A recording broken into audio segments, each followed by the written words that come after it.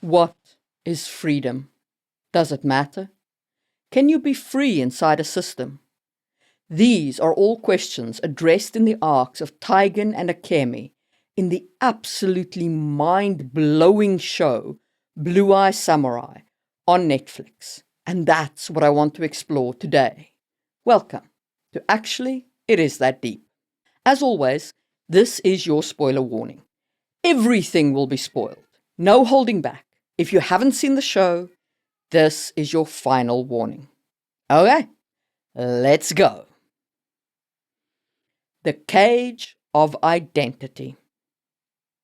First, let's just recap who Akemi and Taigen are. We meet Akemi as Princess Akemi of the Tokunobu clan.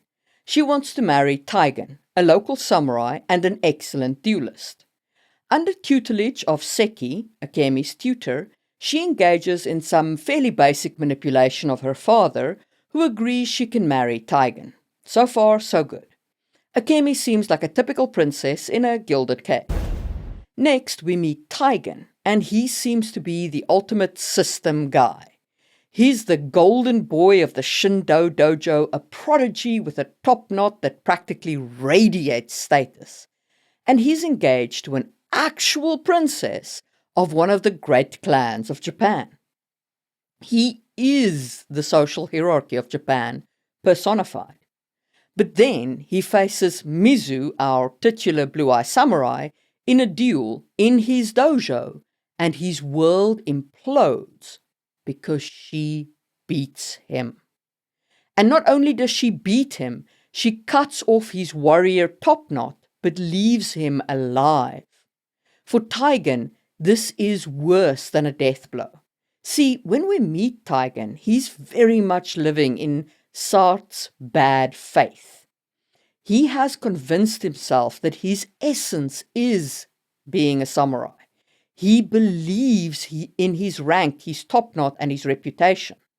By losing that duel and his hair, Taigen is therefore stripped of his identity. He also loses his chance to marry Akemi because her father refuses to let a samurai who failed at a duel marry her.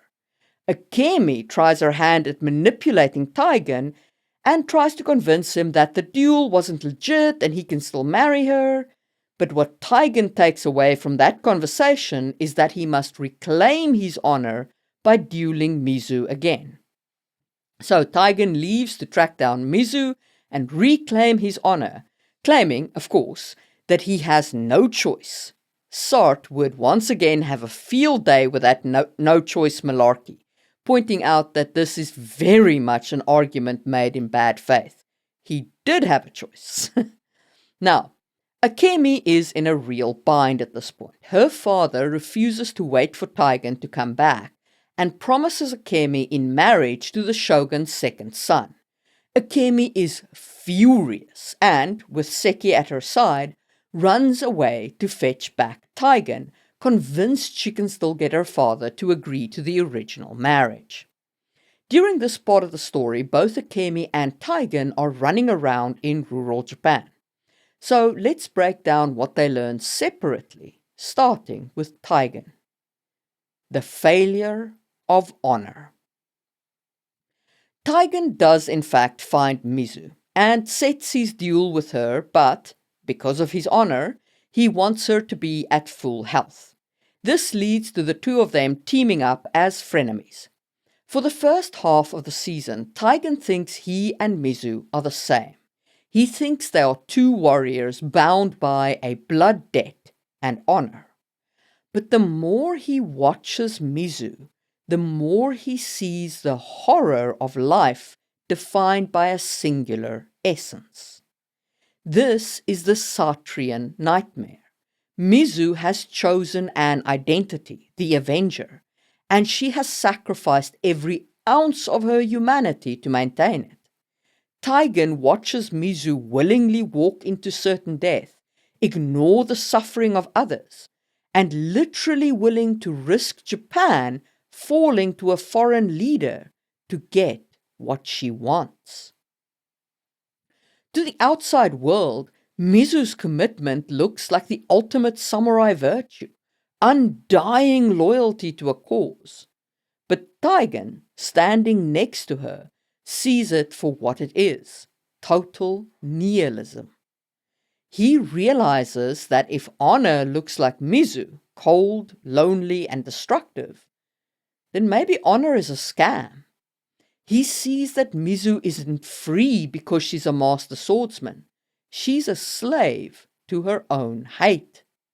But Taigen isn't just traveling with Mizu, he is also traveling with Ringo. And, as I said in the last episode on Blue Eye Samurai, which you can check out in the information card, Ringo is one heck of a mirror.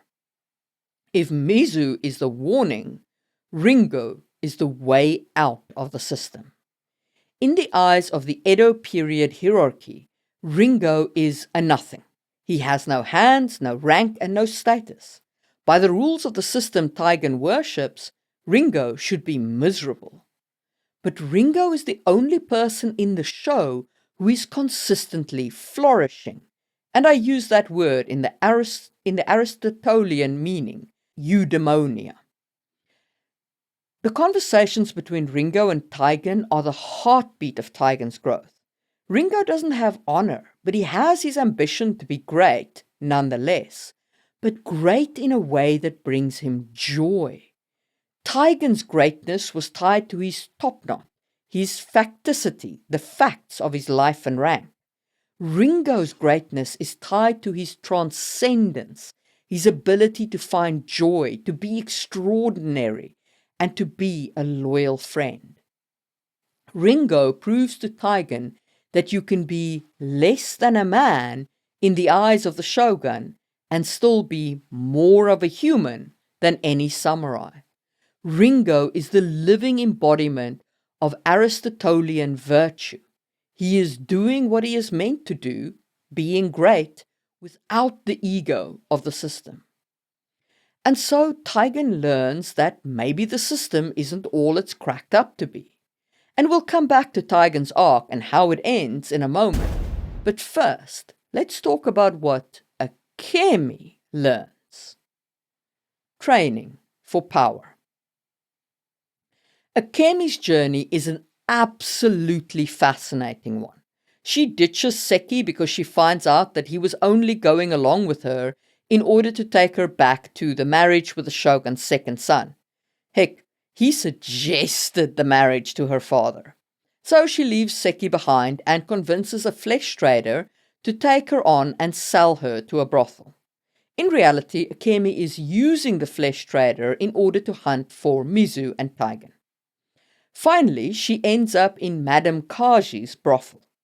And here I want to talk not about her interaction with Mizu, but her interaction with Watari the walrus, an exceptionally obese customer who generally doesn't get much of an erection and is terrible to service. This scene is not one often talked about, but I would argue it's a pivotal scene for Akemi's development because it's the moment she stops being a fugitive from the system and starts becoming a practitioner of it. If we look at this moment through the lens of feminist political realism, she is operating under extreme constraint. She is in a brothel, she has no legal rights, and she is physically overpowered. A traditional hero might try to fight their way out or wait to be rescued, but Akemi does something much more sophisticated. She remains completely in pocket and performs a soft power takeover.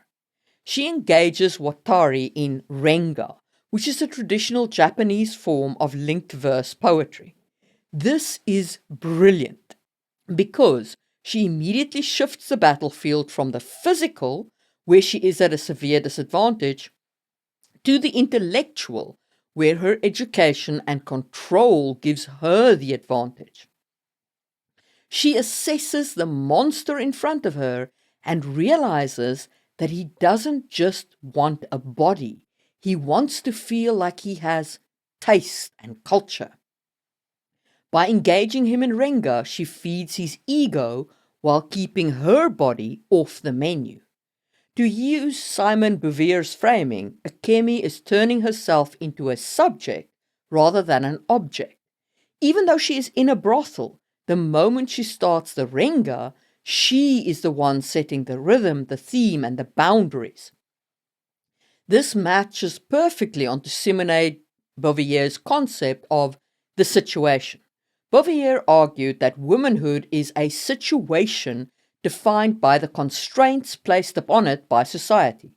Freedom, then, isn't just doing whatever you want, which is impossible for Akemi in Edo Japan. It is finding the margin of maneuver within the constraints of your situation. There's also a beautiful irony here.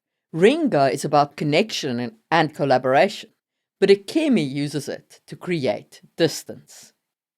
Anyway, this moment, as we'll see next, is essentially a training montage moment for what will follow in the shogun's palace.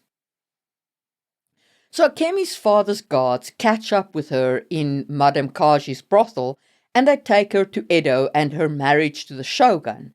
And that brings us to the final lesson Akemi learns, that of the songbird. As part of the gifts given to Akemi to welcome her marriage to the shogun's son, she is given a songbird in a cage, and she grants the bird its freedom by opening the cage and setting it free. Essentially, it's a mirror of her own life. She frees the bird as she tried to free herself. But then, her future husband shoots the bird down while it's trying to flee. This is a perfect illustration of what she had been trying to do by freeing herself of the system. Those who try to break the system end up dead, is essentially the lesson here.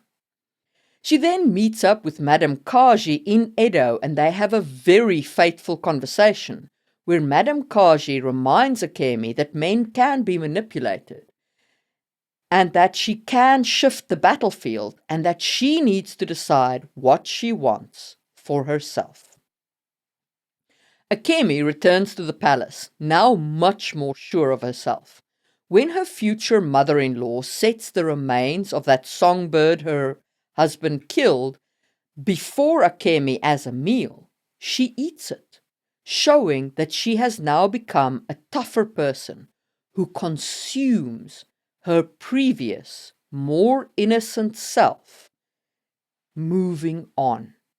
And when the shogun's son sends her 2 more songbirds and she confronts him over it, she realizes that he is just a higher stakes version of Watari the walrus.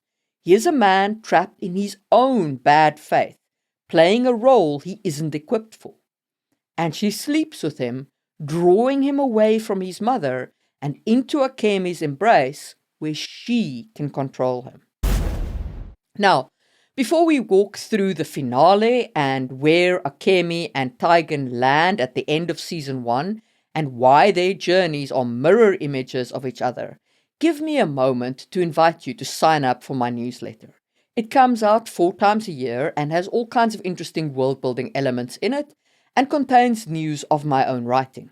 So if you want to connect and get more content from me, sign up using the links in the description of this video.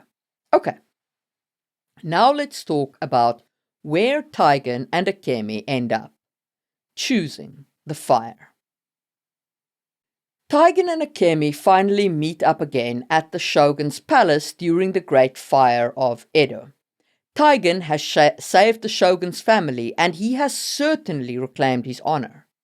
And yet, he has reached a point where he's ready to walk away from it all. He offers Akemi the happily ever after she wanted at the beginning. A simple life together, free from the court.